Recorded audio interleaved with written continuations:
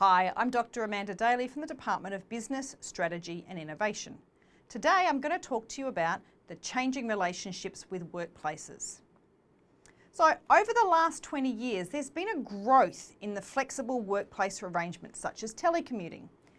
But as a consequence of COVID-19 restrictions where cities and countries were sent into lockdown, there's been this shift in terms of the location or the geography where work is being done. Many industries and businesses have had to pivot so that they could allow their employees to continue to work and the business to continue to function.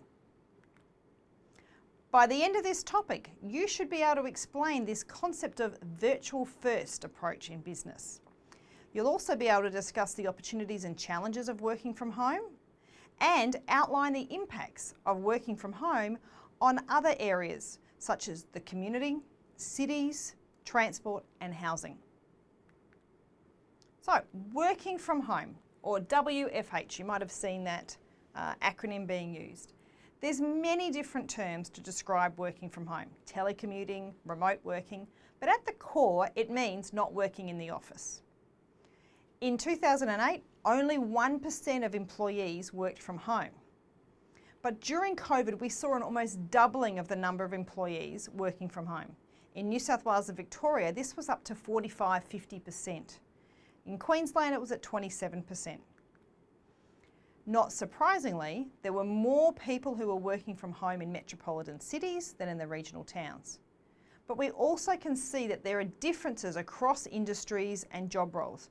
For example, if someone is engaged in a managerial role, the number of those people who are working from home, that actually doubled.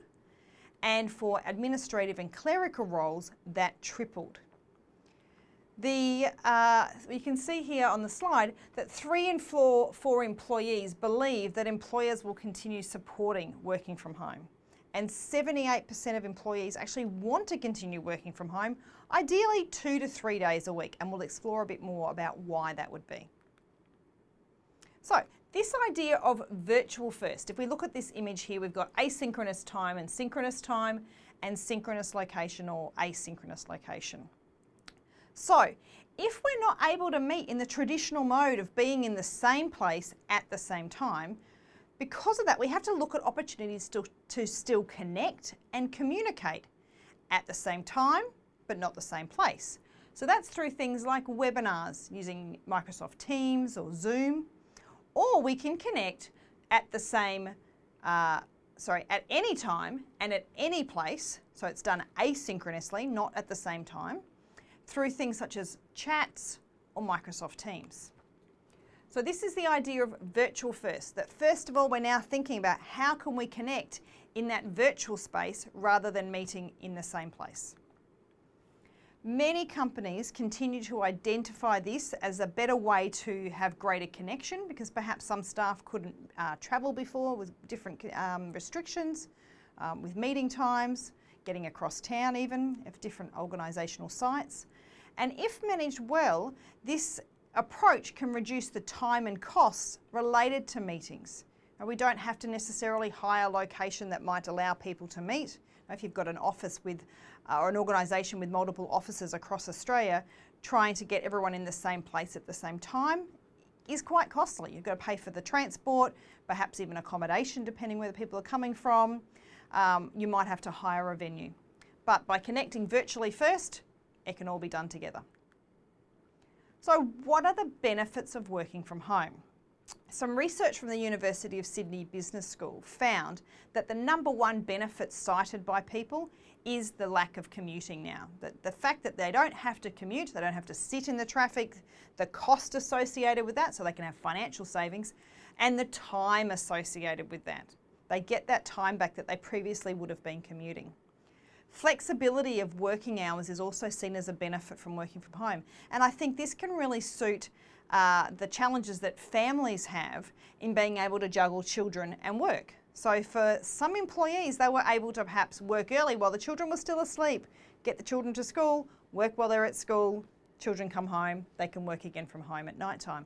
So, working around things that fit in with your life and having that flexibility is a great benefit of being able to work from home.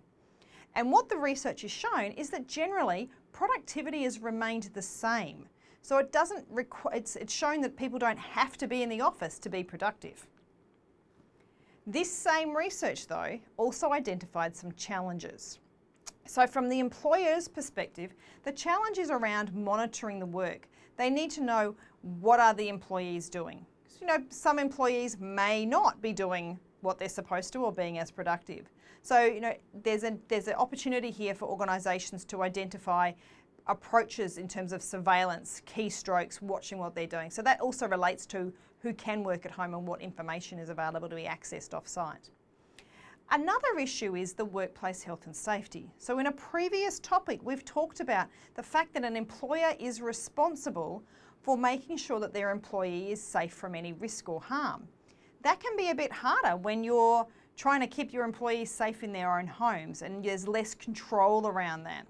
So employers need to think about what equipment they can provide their employees. Do they need desks or an additional monitor, etc.? What processes are available to try and minimise that risk? And then really putting that emphasis back on the employees to ensure that the workplace at home is equally as safe as it would be if you were in an office. In terms of the employees' perspectives of the challenges, one of the key things was about battling distractions. So, I said before that working from home can suit families, but if there's young children and trying to fit in those distractions of working from home, distractions perhaps of the housework that might be calling, those ability to block that out can be a bit harder. Being able to switch off from work, being able to get that home life and work life balance right can be a challenge. So this is something that organisations need to support their employees in developing that skill. And the last thing that's noted as a challenge of working from home is this idea of isolation. So while I said before that we're able to connect with our colleagues and suppliers, etc., virtually, a lot of people still note that they're missing the social aspect of work. Going out for a coffee perhaps at morning tea time, chatting over the water cooler, having lunch together, those social aspects of connecting with work. And that can be a bit harder to still provide that social connection in a virtual space. Now, what are the broader impacts of working from home?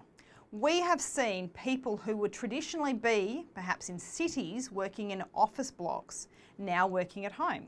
So as a result, we're going to see a shift in what the city can look like. There'll be fewer city offices, there'll be fewer city workers, and in terms of that, that'll impact on the CBD businesses that exist. Coffee shops where staff might have ducked downstairs at morning tea time to grab a coffee, now that particular group of people aren't available, and it can impact on that business being able to be sustainable and continue. Linking with that, we're going to see an impact in terms of transport, that people won't be needing to commute into the cities.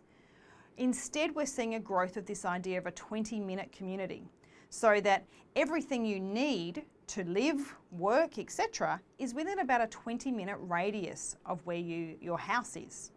So we're seeing local councils thinking about what else citizens need to be able to have that 20-minute community. And linking with that, we're also seeing some changes in terms of the real estate.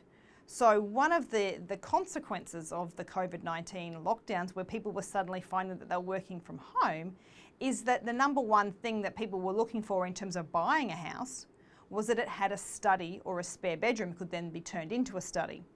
So we've got that shift in the demand of what people are seeking as home buyers.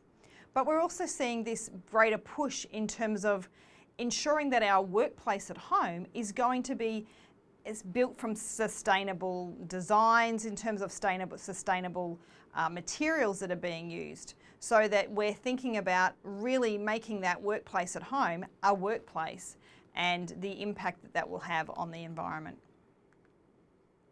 So, in conclusion, it's really interesting to note that we've got this changing relationship with the workplace, and it's impacting on when and how we work, and also then impacting on the broader community and society. I think one thing to take away from this is that the idea of the phrase or a term that has been used to describe working from home, before I mentioned telecommuting and remote working, has been called future work. So this really reflects the changes that we're seeing in the future of work. Here are a few references that we've used in developing this video for you. You can explore these further through your content material on your course site. Thanks for listening.